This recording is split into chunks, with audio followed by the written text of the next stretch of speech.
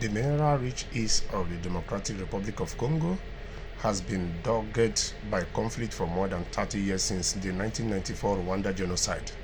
Numerous armed groups have competed with the central authorities for power and control of the potential fortune in the vast nation.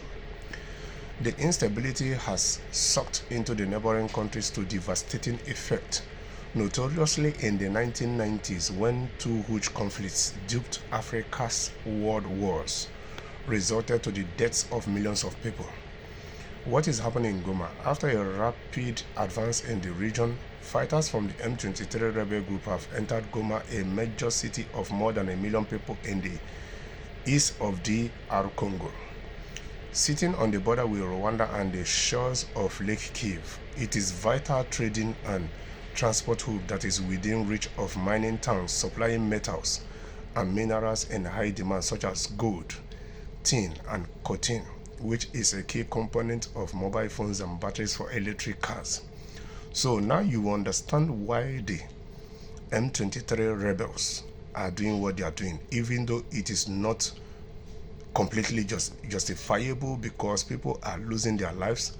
These people are doing what they are doing because the Congolese government refused to honor the 2009 agreement they had, which forced the Tutsi rebel group then to reinvent themselves 3 years later in 2012 and gave birth to M23, or renamed themselves M23 or March 23 movement.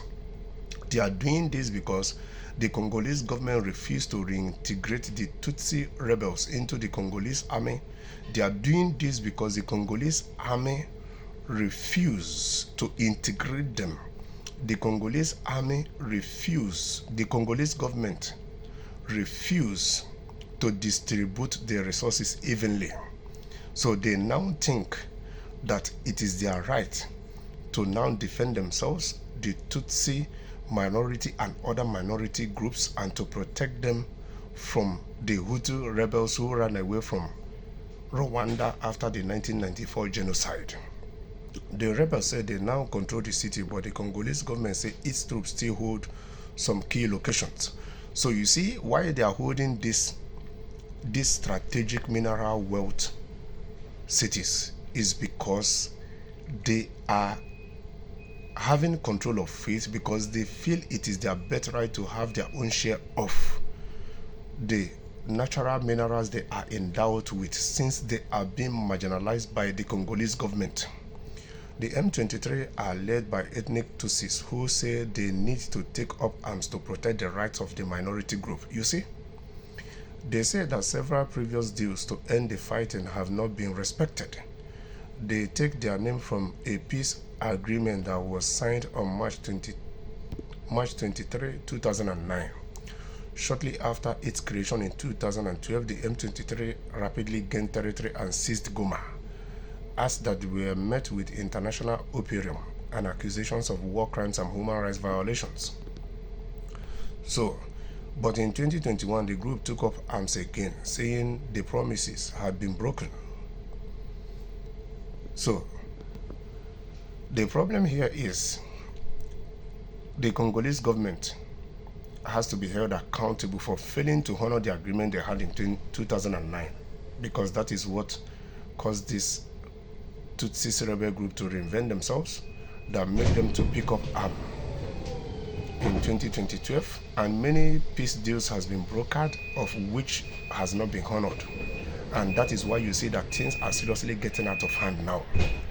Is Rwanda involved in this fighting? Neighboring Rwanda has in the past consistently denied that it supported the M23, but ever since 2012, UN experts have accused it of providing weapons, logistical support, and even ultimately commanding the rebels.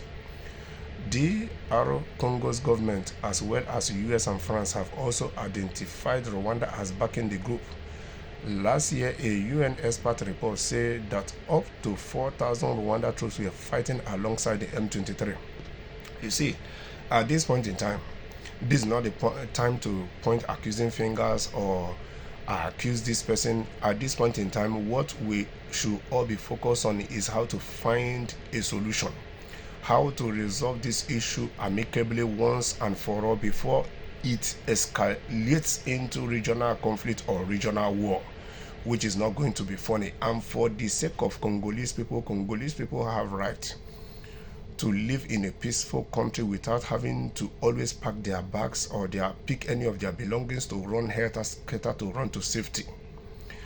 And moving forward, if finally they find a diplomatic solution to end this conflict, Congolese government, please, for the sake of motherland Africa, for the sake of Congolese people, make sure that you honor this agreement to the very least of it, so that in the nearby future we will not have people picking arms and things will even escalate further than it has escalated now. Please.